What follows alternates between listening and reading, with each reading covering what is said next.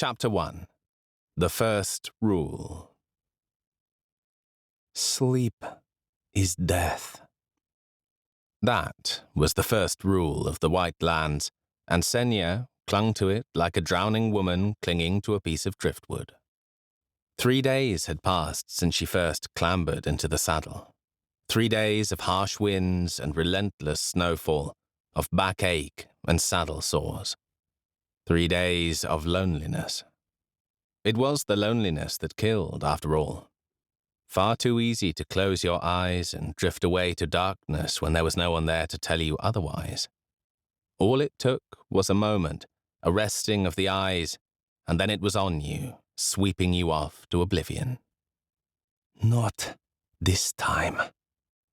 Whenever Senya felt herself slipping, her father's words would echo up from the depths of memory, from the days he'd spent schooling her in the arts of surviving the White Waste. There had been so many lessons, but it was always the first one that kept calling back. Sleep is death, his deep voice warned. If there's no shelter, no fire, then sleep is death. Senya clenched her teeth against the cold, fixed her gaze on the blackness ahead, and heeled her mount on into the frozen night. The horse stumbled beneath her, almost lost his footing on the icy rock hidden beneath the deep snow. Senya clung on grimly, her knuckles white against the reins, her heels dug in, as she muttered a prayer to the great hunt. The moment dragged on for an eternity, Senya's heart in her throat as the old horse scrabbled for a hoof-hold. Then, at last, he caught himself, planting his feet and regaining some balance. The mount's breath exploded from his nostrils in a mist of relief, and then he trudged on through the snow as though nothing had happened. Senya let out her own breath, one numb hand slapping the gelding on the neck. If anything would get her through this, it was the horse. The last thing she needed was for him to break a leg. "I'm awake now, Rhine," she told him. "No need to do that again, eh?" Senya pulled her cloak tighter about her, nuzzling into the fur. Some long hours had passed since the sun fell behind the western mountains, dragging its weak warmth down with it. The chill was sharp enough now to cut through the thick layers she wore, sinking its teeth through fur and wool and cotton until Senya could feel it in her bones. Her hands ached with the numbness of it, the one wrapped in the reins of her mount, and the other holding her hood in place against the bitter cold winds of the north. Even then, with the wind howling through the distant peaks like some carnivorous beast, lashing at rider and horse with waves of snow, the exhaustion was taking hold. Senya could feel her eyelids growing heavy, easing closed. Sleep is death. Her father's voice tired now, less convincing. Senya's eyes flared open as she jerked awake, almost toppling from the saddle. She peered at the sky, hoping the movement of moon and stars might tell her how long she'd been drifting for. Yet there was nothing to see up there save for the clouds, as gloomy and forbidding as they had been throughout the past few days. Or was it weeks now? It was hard to know for sure when each frozen day blurred into the next. "Should have listened," Senya muttered, admitting to herself what everyone else had known back in Haslover. It was folly, this mission. To cross the Valorian plains during the worst winter in living memory. It was suicide. And yet Senya lived for the impossible. Her father was the Ironheart, who had forged his name working the White Lands, scouting well beyond the safety of Valorian lands. His legend dwarfed most others among the Valor, and Senya had grown tired of living in his shadow. So, with the city starving, what better time to make a name for herself? What better chance to carve her own destiny? If she could do what no one else could, defy all expectations and deliver much-needed supplies to her people, perhaps her own name would come to stand for itself. In time they would forget that she was Senya, daughter of Finn, child of the Ironheart. Instead, she would be only Senya, the Long Claw, or the She-Wolf, or whatever other title her deeds earned her. But if not, Senya's doubts whispered, if you die instead, you'll be lost to your father's shadow for all eternity. Senya glanced to the heavens again, watching the grey clouds twist and convulse overhead, her body trembling painfully in an effort to keep her warm. Should have listened, she whispered. Ryan snorted his agreement. At least the horse showed no signs of fatigue. His heavy hooves trudged through the blanket of snow without pause, his dark flanks caked in white powder. He was as strong as they came, old Ryan, unflinching and unrelenting in his desire to fulfill his mistress's demands. Someone had to do something, Senya told him, patting the gelding's neck and dislodging an avalanche of snow from his shoulder. Without us, the city starves. With us, they have a chance. We'll be heroes, Ryan. They'll make kings of us. You'll see. If you survive this, murmured the dark voice of doubt. Senya rode on for a while longer, violent gusts of wind battering at her, lashing snow at her chilled red cheeks. She peered into the gloom ahead, searching for shelter, seeing none. No trees, no caves, rocks, or crevices of any kind. Just a barren, frozen wilderness. She was drifting again, her eyelids drawing closed with every breath. After all, why not? If she could just rest her eyes for a moment, she would soon feel refreshed. Sleep is death. She woke on the ground, her face half buried in the snow, her left side aching despite the numbness of the cold. She could remember nothing of the fall, only that she had closed her eyes for the briefest moment. She struggled to lift her head, tried to look around. Ryan was standing a few feet away, pawing at the snow, digging out the treasure of grass buried below. Here, Senya croaked, her throat dried raw. The horse looked up for a moment, but Senya's voice held none of its usual power, and he went back to his work unmoved. Ryan, she barked. Here! This time the horse ignored her completely. He thinks you're a lost cause. Senya's doubts again, relentless now. Maybe you are. Not yet. Pushing her arms beneath her, Senya forced herself up. Not like this. She was halfway to her feet when her strength gave out and she fell again. She lay on her back in the snow, gazing skyward. Still no sign of stars up there, just the merciless fall of snow blotting them out, daggers of ice biting at her face. Senya rolled her head to the left, and her eyes widened. There! A light flickering in the distance. Two lights, like a pair of glowing eyes watching her from the gloom. She shook her head, trying to clear it. Not two eyes. Two lanterns in two windows. Uncle Velimir. Senya tried to stand again, but this time neither her legs nor her arms had the will to listen. Instead, her eyes betrayed her to the darkness, and she fell once more into shadow. Crunching snow. Footsteps. Senya opened her bleary eyes in time to see a massive figure looming over her. A bear, judging by the size of him, black fur all matted with snow. Ryan was standing a few yards behind him, still pawing at the snow. Why hasn't he run? Senya thought distantly. Why hasn't the beast torn him apart? The monster crouched beside her, and Senya gritted her teeth, readying for the mauling to come. Stupid girl, the bear muttered, his voice gnarled as an old oak. Sleep is death out here. You should know better.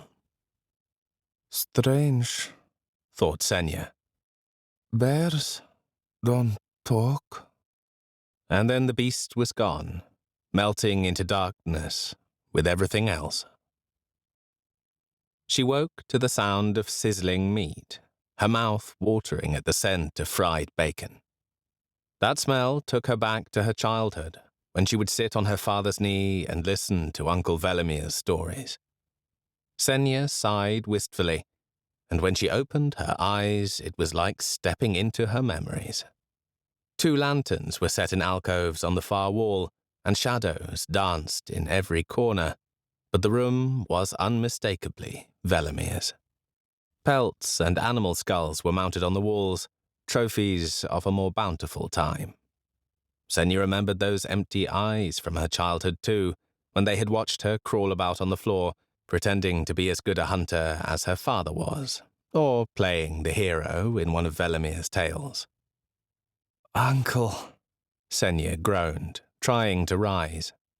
A firm hand caught her by the shoulder and pushed her back into the leather armchair. "Rest, girl. You're safe now." It was the same rugged voice as the bear, only now Senya recognized it, just as she recognized the troubled frown and the thick black beard of the man looming over her. For just a moment she thought it was her father, back from the grave to save her life.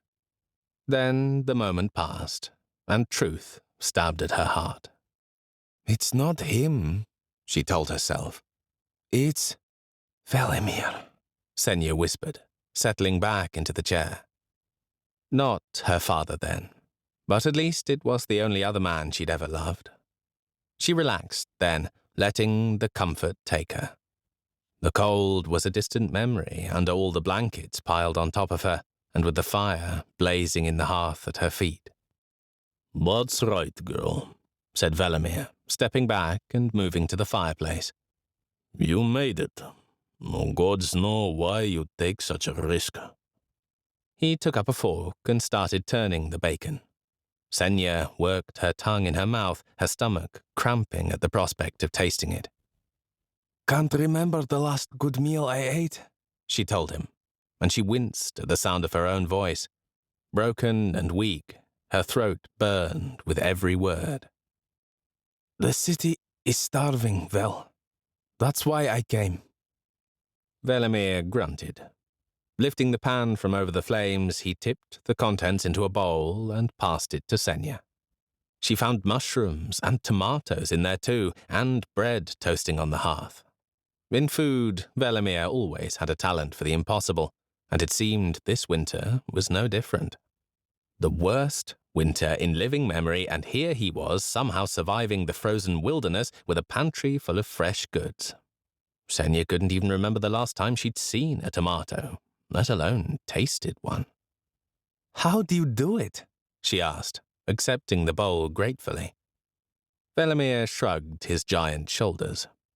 "I plan," he said. "Something the city folk have never been good at." He pressed a hand to Senya's forehead as she ate, his calloused fingers rough against her smooth brow. "No fever," he said. "That's good. I'll get you some tea. Should help get some warmth back in you." Velimir set a pot over the hearth and settled in the armchair beside Senya. For a time they sat in silence, watching the bright flames lick at the blackened pot, only the crackle of the fire disturbing the calm. It was Velimir who spoke first. "So, you came for my herd. How many?" Senya groaned.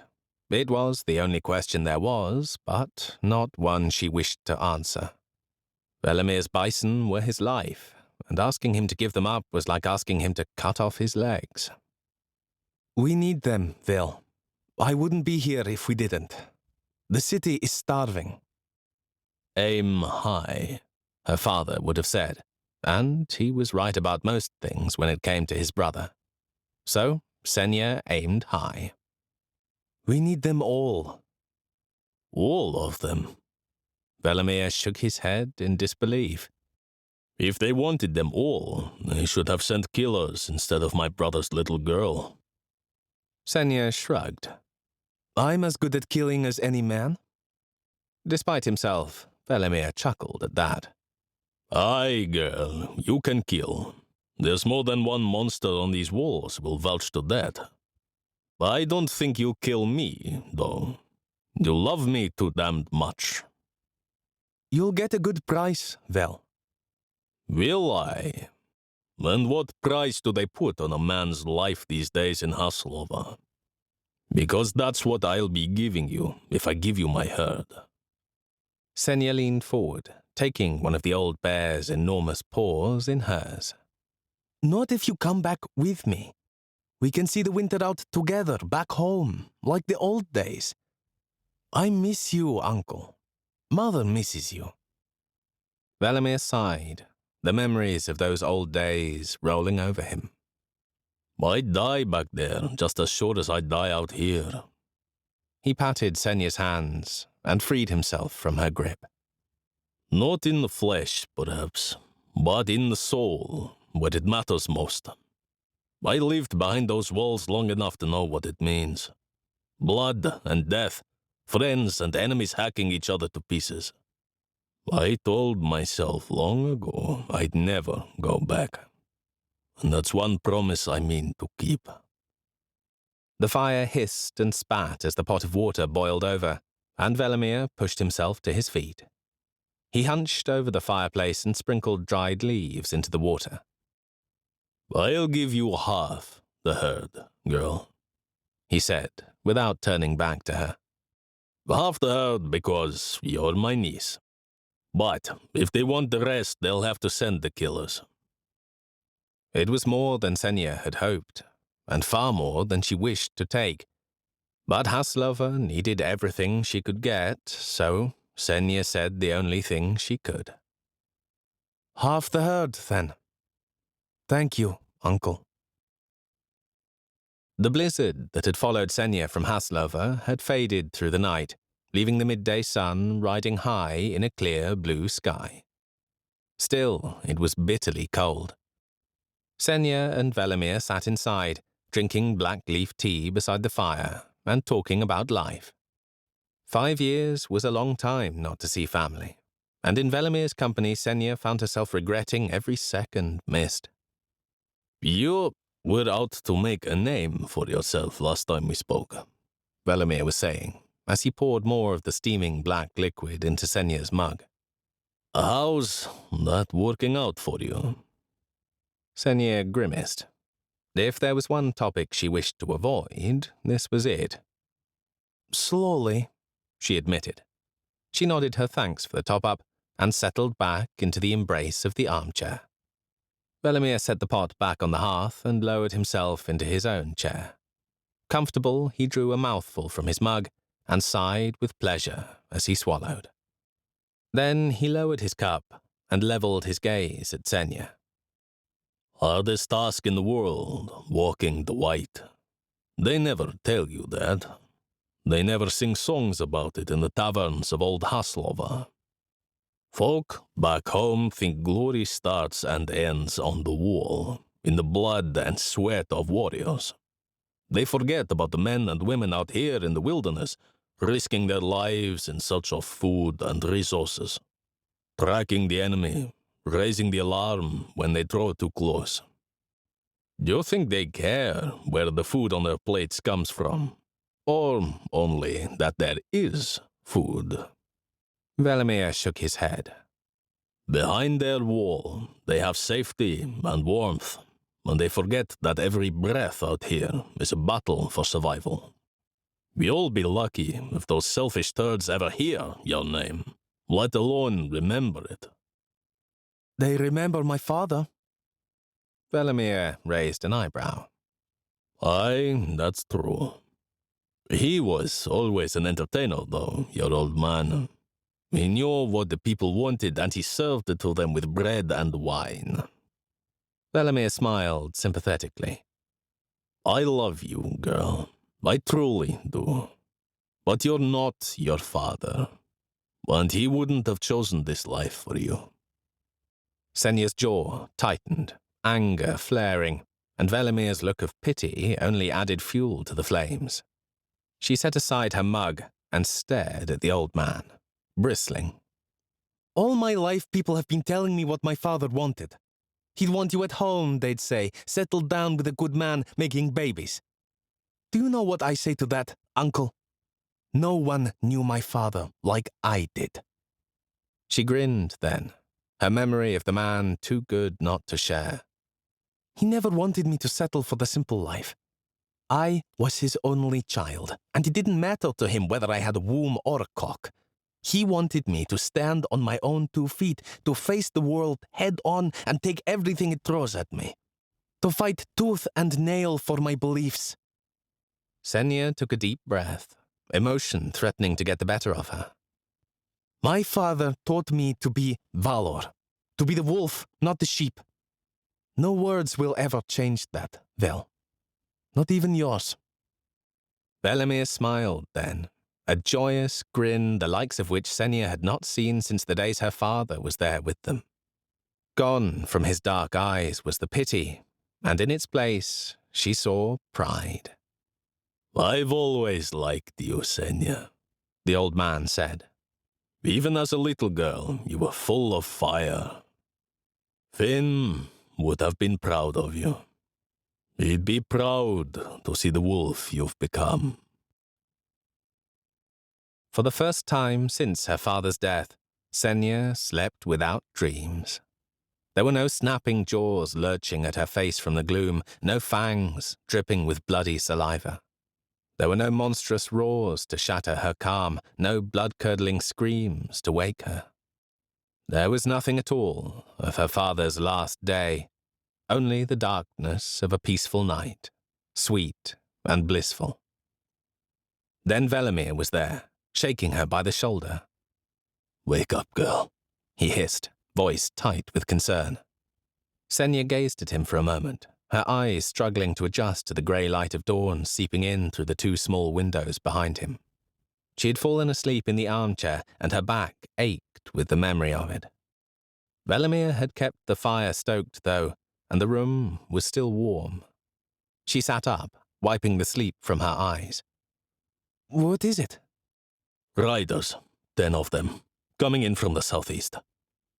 Senya lurched to her feet, blankets falling to the floor as she scampered across the room to the windows. She balled her hand into a fist and wiped away the condensation clouding the glass, pressing her nose to the glass and peering out. The riders were picking a path down the steep hillside to the front of the farmhouse, only 200 yards away. Big men on big mounts, all wrapped up in fur and bristling with steel. Senya swallowed hard. They only cross the river when they're heading for Haslova, and they've never come this far north. Velimir was busy packing food into Senya's saddlebags.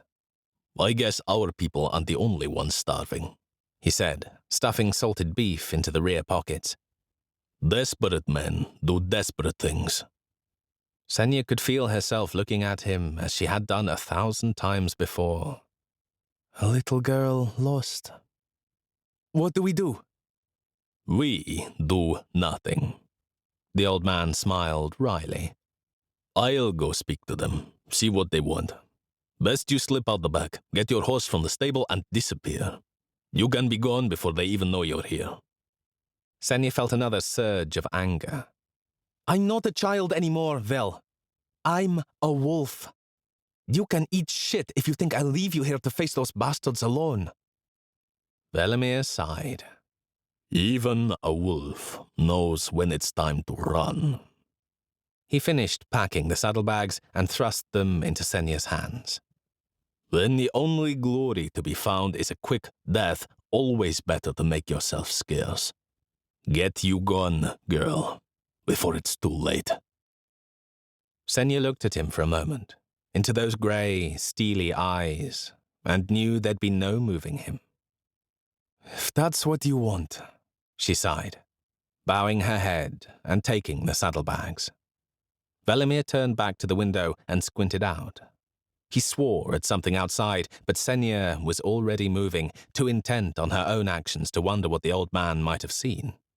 She let the saddlebags fall gently to the ground, her free hand moving silently to sweep up her sword and scabbard from their resting place beside the armchair. "You're right," she muttered. "No time to be stupid." And she swung the sword as hard as she dared. The flat of the hilt caught Velimir on the side of the head with a vicious clunk, dropping the big man to a knee. Too dazed and confused to fight back, he offered no resistance as Senya struck him a second time, this time cushioning the sword hilt with her cloak. That got the job done. Velimir was unconscious by the time he hit the floor. Senya checked him over quickly, fearful she might have cracked his skull. There was always a risk with head injuries, but there was no faster way to settle an argument. She breathed a sigh of relief. His pulse was strong and his breathing steady. He'd wake with a lump the size of an egg on his temple, but at least he'd be alive. The trick was keeping him that way. "I hope you have a plan." Her father's voice, sounding doubtful. Senya glanced around the farmhouse in a desperate search for anything that might help. Cold sweat beaded her forehead, and she swallowed hard. "How about a prayer to the great hunt?"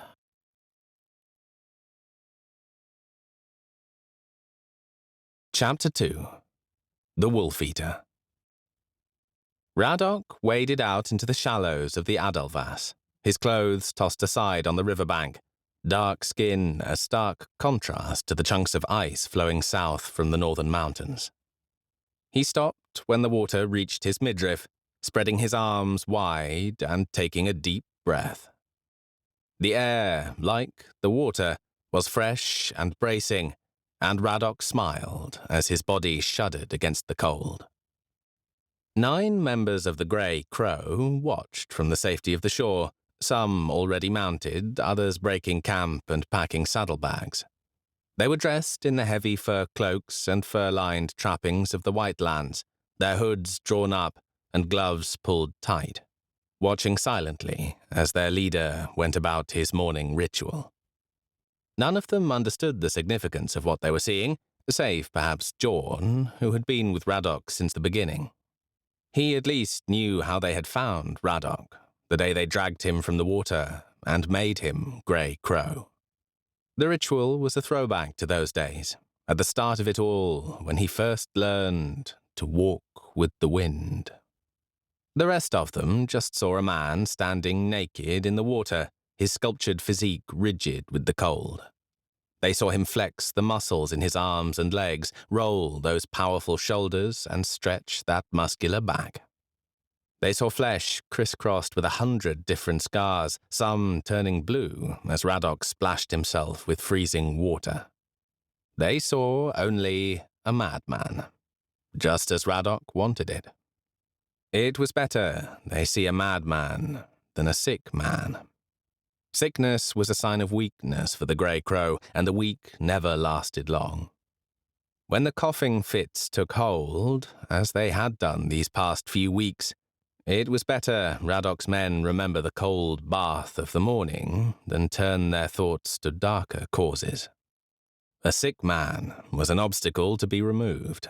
A madman, someone to fear. "It's time," Jorn called from the riverbank, dragging Radok from his thoughts. "Let's move before we freeze to death." "You should try this sometime," Radok called back, turning on his heels and wading ashore. Jorn sat his mount at the edge of the water, hands resting on the reins. His narrow eyes peered out from the shadows of a fur-lined hood, his thick black beard cracking into a smirk. Radok grinned back. "Might wash the cobwebs from your stones and put some hair on your chest." "Never heard your mother complain about my stones," Jorn countered. "And she seemed to enjoy the smoothness of my chest when her head was resting on it afterwards." Radok laughed. "That is weak, old friend, even for you." He took up the spare blanket left on the shore and dried himself off. He was feeling the cold now, deep in his joints, but he forced himself to move calmly and confidently. My mother was dead the day I was born, Grey Crow, and you were 10 years old. Aye, but I was satisfying women by the time I was 8, said Jorn, straightening in the saddle. You'd be lucky if you could satisfy a sheep, said Gian, heeling her mount up beside Jorn. Let alone the woman who birthed the Wolfeater. Radok burst into laughter, joined by the tribesmen gathered closest. Oh, I like her, he said after a moment. You can ride with us more often, girl. As long as it's the horse I'm riding, she said, making a point of looking down at Radok's manhood. Else I'd be better off as one of John's sheep. And with that, she turned her horse about and set off downriver. It was John's turn to laugh. Radok cast him a wounded look and glanced down. It's not even that cold, he said mournfully. Then he laughed too. They turned north after crossing the Adelvass, away from the distant spires of Haslova, still hidden as they were among the grey mountains of the Spears. They aimed instead for the snow-clad peaks of the deeper White Lands. It was a path few Grey Crow had ever taken, yet Radok's 9 followed him without question. There were no complaints as they furrowed a track through the thick snow, battered by the elements, the morning sun little more than a ghostly orb watching over them. Radok grunted in satisfaction at their silent obedience. Yet he couldn't help but wonder if it was loyalty that drove them, or fear of the madman. I hope there's good cause behind that grin, said Jorn, reining his mount in alongside Radok's. We could use a victory. And we'll have one, said Radok. By the 7, I hope you're right. Jorn scanned the landscape ahead, all whitewashed hills and frozen woods. They say only Chadra walks this far north. It's a hell of a risk we take. Radok glanced around, through the flurries of snow swirling all around them, to the fur cloaks dancing on the wind, the long hair and full beards snapping in the breeze. Does it feel like there's only one wind out here? He asked. Seems like the full set to me, and they can't decide a damned thing between them. You shouldn't mock the gods, Radok. We all bow to the will, eventually. Radok waved a hand dismissively. You've always been a superstitious old bastard, Jorn, especially when times are hard. The will favors those who favor themselves. Even Talak knows that. Is that what you told him to allow this little adventure? Radok groaned at the memory. Never one to enjoy his visits with the Ashante, that last one stuck firmly in the craw. The old priest was sending men north, east, and south in search of food, yet none were going west. It's a mistake, Radok had argued after forcing his way into Talak's tent. We're more likely to find what we need out west than we are going anywhere else. Yet even with Radok towering over him, Talak remained steady as a rock. He spoke calmly, reasonably, as though talking to a child. It's too dangerous to rile the wolf right now. The hunger has left us too weak. We won't go anywhere near the city, Radok had promised. We'll swing north towards the mountains. There's bison up there. I've seen them with my own eyes, Ashante. Talak had grunted. And I have heard the will with my own ears. Or do you doubt the words of the 7? Radok had weighed his response carefully. While it was true all men served the will, the Ashante were something else entirely. They were held in such high esteem by the elders, it seemed they spoke with the voice of the will themselves. And any man who spoke with the voice of a god had a chance to change the world. I doubt nothing, Radok had said, bowing his head submissively. As ever, I shall heed your guidance. Then ride south, said the priest. Ride as far as you dare, and if you find nothing on land, bring back fish. Radok had backed from Talak's tent like an obedient child. From there, he rode his men south for 2 miles, then turned west and headed for the lands of Old Valor, ignoring everything the priest had said. What was there to lose? Find bison, and Radok would ride Talak's storm on the wings of victory, as he often had. Find nothing, and chances are they'd all be dead by winter's end anyway. Radok turned back from his memories to the line of horses ploughing their way through the deep snow, and he met Jorn's gaze. "I told him there are bison out here," he said smoothly. "The starving children told him the rest." Jorn held his gaze a moment longer. "I hope you're right, for all our sakes." "Ah, you fret like an old woman." Radok reached across the gap between them and slapped his friend on the shoulder. "When have I ever let you down?" "Never," admitted Jorn. "But there's always a first time." Radok rolled his eyes. "I grow tired of this conversation. It's always the same with you, Jorn, no matter where the journey takes us. You won't relax until we're back home eating steak." Jorn shrugged his big shoulders. "Can't argue with that. How else could I have kept you alive all these years?" Radok smiled. That was true too. If it came to steel, there was no one in the tribe he would rather at his side than his old friend. Seeking to move the subject away from their mutual admiration of one another, Radok nodded along the road ahead to where Jian rode. She moved gracefully in the saddle, rising and falling with the mount's movement. Seemed she could have been born in the saddle. "What do you make of our new friend?" Jorn took a moment to study the girl before replying. "It's a thing of beauty watching her ride, I know that much. Even under all that fur."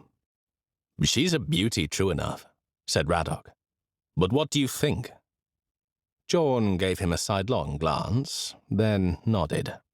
He dropped his voice as he spoke, so only Radok would hear him over the blustery wind. "She'll test the men," he said. "When their blood is up and their loins hard, it could be dangerous for her." Radok had considered that himself. They were decent men chosen for his flock, but even decent men could lose themselves when the bloodlust was up. "She can look after herself," he told Jorn, though he meant the words more than a little for himself. "She's one of us now. The men will respect that or they'll answer to me." "Why her?" Jorn asked suddenly. "She's not the first of the fellow to ask, but she's the first you've let ride with us. What did she say that was so convincing?"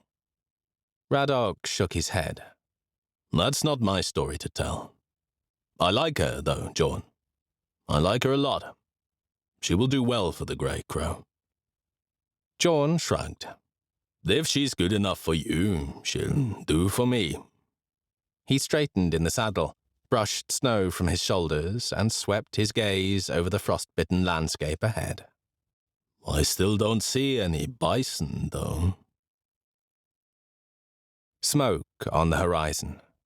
Not much, just a thin, white tendril drifting lazily to the sky, merging with the bulge of grey cloud overhead. But enough to tell Radok that they had found what they were looking for. He raised a hand and signaled for his men to draw rein, waiting as they gathered behind him. 8 men and 1 woman, all garbed in heavy furs and bristling with steel. They sat their mounts in silence, staring off at the distant line of smoke, wondering what it meant for them. "Means I'm right," thought Radok, cocking a wry smile. Not that he would hold their doubts against them for too long. He had known without doubt the farm existed, but even Radok knew the White Lands had a habit of sweeping away such memories with ice and wind. "Arrogance is a gift of the young," a familiar, scolding voice muttered in his mind. "Surely you are too long in the tooth to think such victories are yours alone, Wolfeater." Talak's voice, Radok realized, his good mood evaporating. He glanced about him, watching the flurries of snow dance to the will of the 7. As all things must dance, Talak's voice whispered. Radok grunted. Jorn was the pious one, all right, but Radok was no fool. He knew that while a man had to do things himself to get the best from the world, it was always wise to thank the gods when things turned out well. Radok closed his eyes and muttered a thank you before heeling his mount over the crest of the rise and sweeping his gaze over the land below. White fields stretched out before him as far as the eye could see, climbing and falling with the swell of the land until they met the distant snow-capped peaks of the White Lands. Radok smiled. Dark, hulking forms scattered the landscape below, standing proud against the elements. Amidst it all stood the small farmhouse, thatched roof coated white, the trail of smoke rising from a single chimney. Jorn pulled rein beside Radok with his own grin lighting his face. Just as you said. Radok clapped him on the shoulder. You should know by now not to doubt me, old woman. What are we waiting for? The question came from one of the younger riders, drawing up beside them. Tian was a big man, tall and powerfully built, his heavy beard yet to show the first wisps of winter. Let's just ride down there and storm the place. Radok shook his head. We'll negotiate. Negotiate? Tian curled a lip. What is there to negotiate? How many people can they have down there? 2, maybe 3. Our people are starving, Radok. We should ride down there and kill them, take the herd and head home. Their people are starving too, Radok pointed out. Not here, perhaps, but in the city. Tian scoffed at that. And who cares about them? We care, Radok told him. A strong crow needs a strong wolf, Tian. 10 of those beasts will be enough for the tribe. The rest can go to the wolves. Tian gazed at him in astonishment. Have you gone soft in your old age, Radok? Careful, boy. Jorn nudged his mount closer to Tian's, hand resting on his sword hilt. Radok held up a hand to stay him. He could feel the eyes of his riders watching them. Let him speak, Jorn. Tian needed no second invitation. You're supposed to be the Wolfeater, Tian raged. Yet here you stand desperate to keep them happy. What happened to you? This time it was Radok who nudged his horse closer. You think I'm soft because I don't kill farmers? Because I don't leave women and children to starve? I'm not soft, Tian. I face my wolves steel to steel as the will demands. He leaned in closer, face inches from the younger man's. Now, question me again, and you'll find it's the Black Wind who answers. Radok let that hang in the air between them for a moment, before turning back to the gathered riders. Follow me. Silence is the key, so no one speak unless I tell you to. They descended on the farmstead in single file, Radok leading the way. There was no effort to hide their approach, they just plowed their way through the snow and kept their swords sheathed. Radok drew up a few yards from the farmhouse door, and his men formed a line behind him. There was no sign of life from within, save for the wisp of smoke seeping from the chimney. Hello in there, Radok called out. No need to fear. We only wish to talk. Almost a minute passed, without response. Can we storm the place now?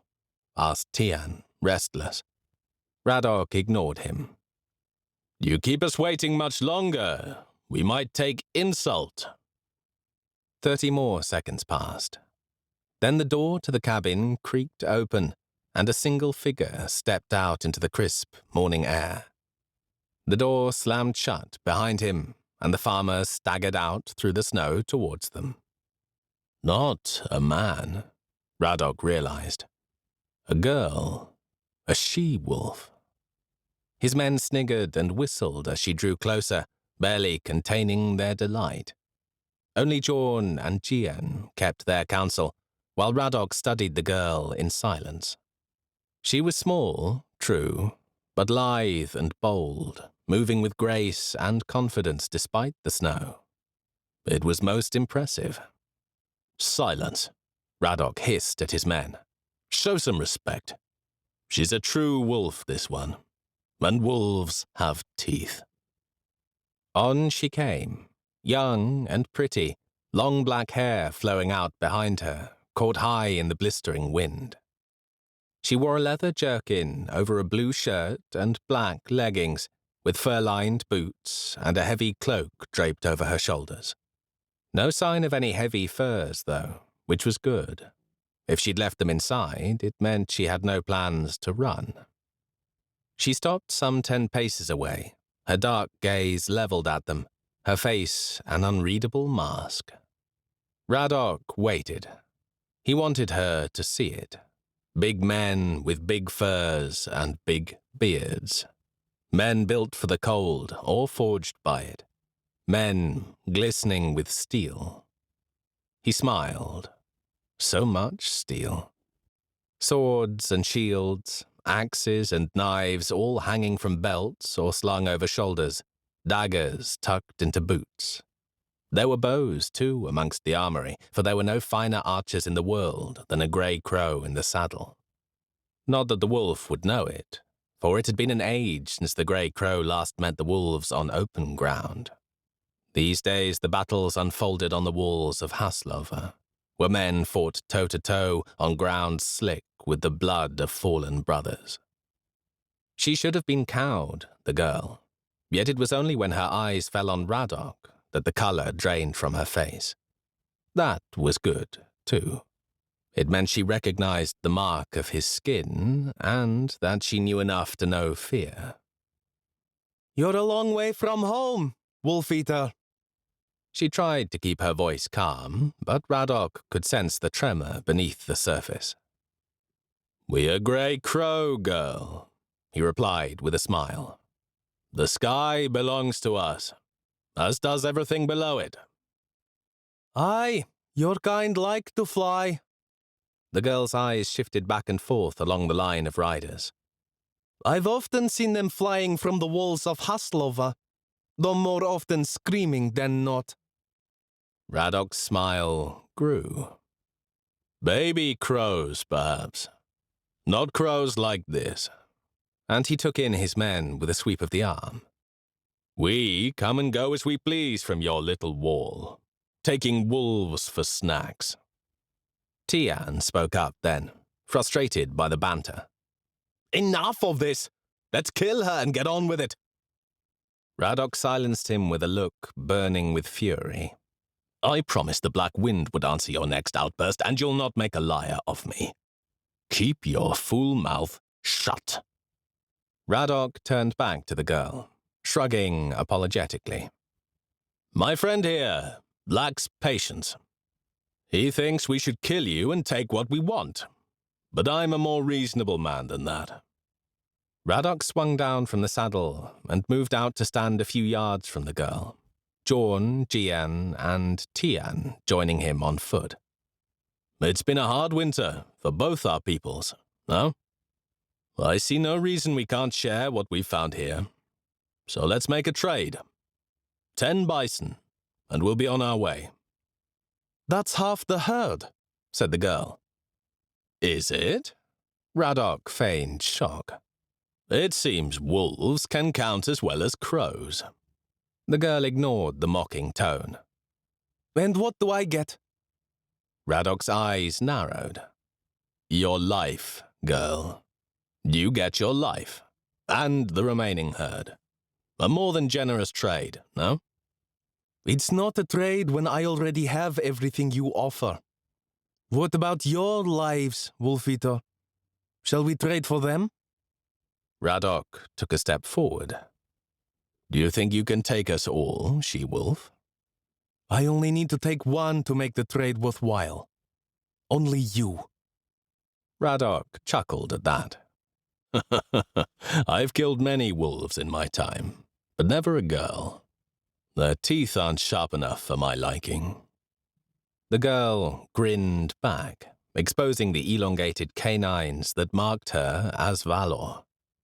"You'll find mine sharp enough, I promise you that." Tian had heard enough. "Let's do this!" he barked as his patience finally snapped. He lurched forward, readying to attack, but Radok's icy glare froze him to the spot. The distraction was all the girl needed. Reaching behind her back, she drew a dagger and let it fly, all in one swift motion. It took an eternity for the blade to cover the ground between them, yet all Radok could do was watch death spin towards him. Then Jorn stepped between them, taking the blade in his throat. He collapsed to the snow-packed earth, hands grasping at the wound as he gurgled on his own blood. For just a moment, there was silence, Radok and his men watching their old friend gasp for life. Yet before Jorn drew his last breath, Radok lifted his eyes to the girl. Their gaze met briefly, and he focused all his hatred and his fury in her direction. She bore that look for as long as she could. Then she turned on her heels and fled. She saw death in those pale blue eyes. She saw death, and she ran. The girl turned on her heels and fled, her long black hair flowing after her as she disappeared behind the farmhouse. 4 of Radok's men gave chase, their heavy mounts thundering past Jorn's fallen body. Somehow, the old warrior still lived. His booted heels thrashed at the snow, bloody fingers grasping desperately at the dagger in his throat, trying to stem the flow of lifeblood. Radok crouched beside him and laid a hand on his friend's shoulder. "Easy, Jorn. Easy now." The dying man didn't have long left, and it struck Radok like a hammer. Jorn had been with him since the beginning. Even as a child, when others had mocked and feared Radok for the darkness of his skin, Jorn had stood beside him. Brothers of the Grey Crow. He tried to speak now, but it came out as a bloody, spluttered gurgle. It was hard to see him go that way. Too hard. "She'll pay for this," Radok promised him. "She'll pay." Then he pulled the dagger from Jorn's throat and buried it in his chest. He battled for 2 more ragged breaths, and then he was gone. Radok pushed himself to his feet with a heavy sigh. He looked down into Jorn's lifeless eyes a moment longer, then noticed Jian standing beside him. "I'm sorry, Radok," she muttered. "Should we get after her?" Radok glanced past the girl to the 4 men mounted and waiting nearby, Tian among them, keeping a safe distance. Radok shook his head. "This is her country. No telling where she might lead us." He called out to the others and pointed at Jorn's corpse. "Get him ready to travel and start rounding up all the cattle. We won't be here long." "What about the men who rode after her?" asked Jian. Radok shrugged.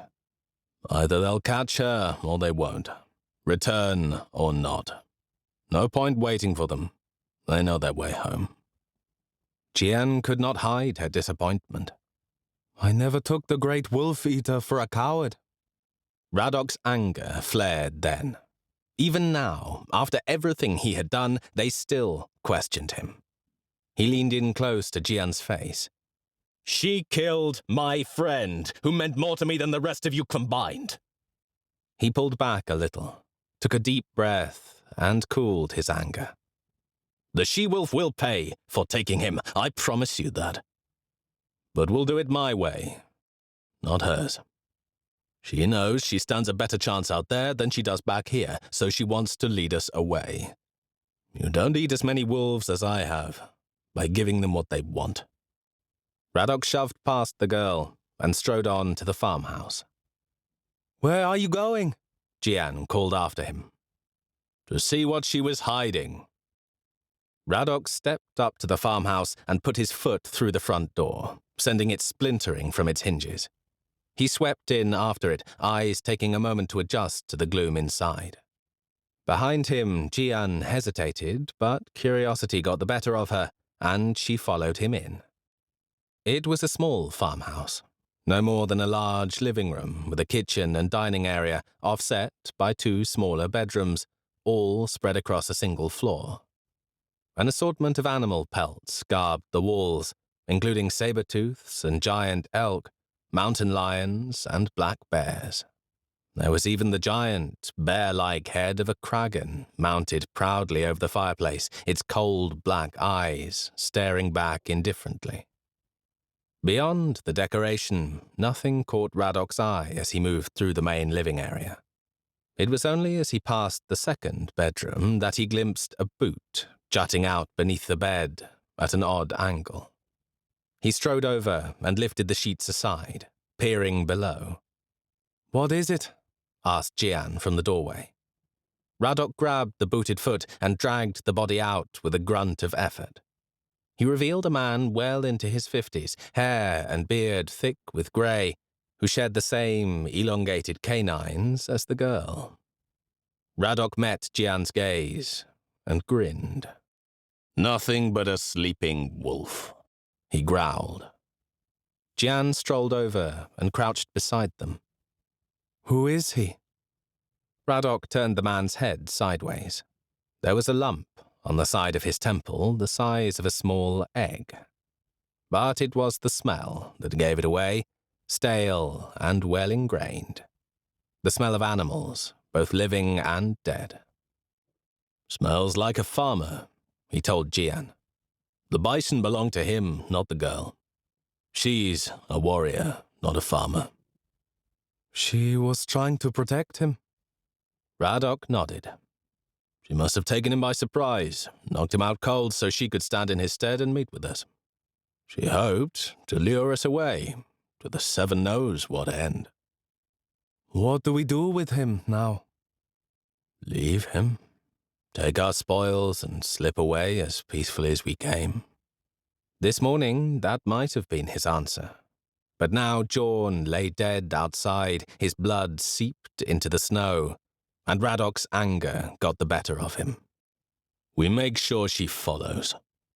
He clamped his hand over the wolf's mouth and nose, then slashed his dagger across the man's throat. Blood exploded from the wound in a fountain, spraying Jian's face. The shock of it brought the old wolf back to life, eyes bulging, and he tried to rise. Radok pushed down on top of him with all his weight, holding him down, his hand still clamped tight, stifling the wolf's cries of agony as his lifeblood pumped away. Radok took no joy from watching the life fade from those helpless, confused, frightened eyes. No satisfaction, no sense of sweet revenge. He felt only a well of emptiness. For what was one old, toothless wolf next to the loss of the grey crow's finest? Not enough, was the simple answer. Not enough by far. Jian was watching Radok with wide eyes of her own, blood dripping from her face. "Why did you do that?" Radok shrugged. "She cared enough to hide him. Maybe she'll care enough to come find us once she realizes he's dead. And when she does, she'll pay the price for what she did to Jorn." Pushing himself to his feet, Radok took one last look around the farmhouse. "Burn it," he said. Then he marched outside into the clean air.